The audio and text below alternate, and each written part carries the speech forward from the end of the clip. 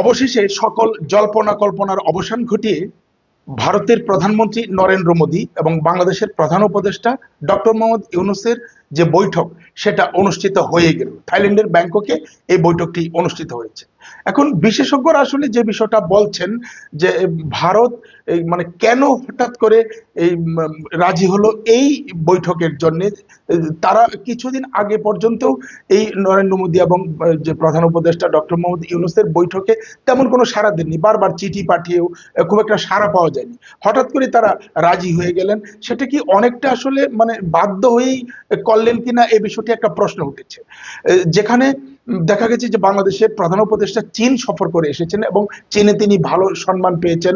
চীনের সঙ্গে একটা বাণিজ্যিক যে সমঝোতা সেটা হয়েছে এবং চীন বাংলাদেশে ভালো কিছু বিনিয়োগ করতে যায়। বিশেষ করে ভারতের যে চিকেন নেক, এই যে শিলিগুড়ি ওই অঞ্চলে, বাংলাদেশের যে উত্তরাঞ্চল, সেই উত্তরাঞ্চলের তিস্তা সহ বেশ কিছু মানে প্রকল্প চীন মানে করবে, এরকম একটা চুক্তি হয়েছে। তো ভারত হঠাৎ করে আসলে এই বাংলাদেশের যে প্রধান উপদেষ্টা ডক্টর মোহাম্মদ ইউনূস তার সঙ্গে বৈঠকে বসেছেন, এটা অনেকটা বাধ্য হয়েই, এটা অনেক মানে বিশেষজ্ঞরা বলছেন। এবং বিশেষজ্ঞরা যেটা আসলে ধারণা করছেন যে চীনের সাথে যদি বাণিজ্যিক চুক্তিটা বাংলাদেশের খুব ভালোভাবে হয় এবং চীন যদি বাংলাদেশে এসে কাজ করে এবং যে স্পর্শকাতর জায়গাটা বলা হয়ে থাকে ওই যে চিকেন নেক ভারতের, সেখানে যদি আসলে চীন খুব ভালোভাবে কাজ শুরু করে তাহলে ভারতের জন্য সেটা একটা হুমকি। তাছাড়া নির্বাচন আগামী ডিসেম্বর কিংবা আগামী বছরের জুন পর্যন্ত হতে পারে, তার মানে আরো 1 বছরের উপরে ক্ষমতায় আছেন এই বর্তমান যে অন্তর্বর্তীকালীন সরকার।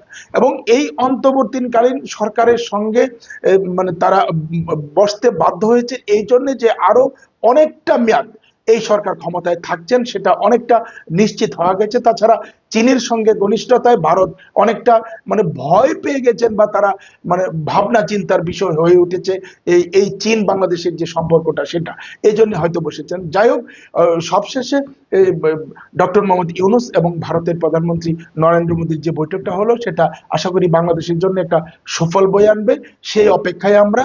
আর প্রশ্ন তো অনেক থেকেই যায়, সেই প্রশ্নগুলি আসলে থাকবেই, ছিল এবং সেটা চলবেও।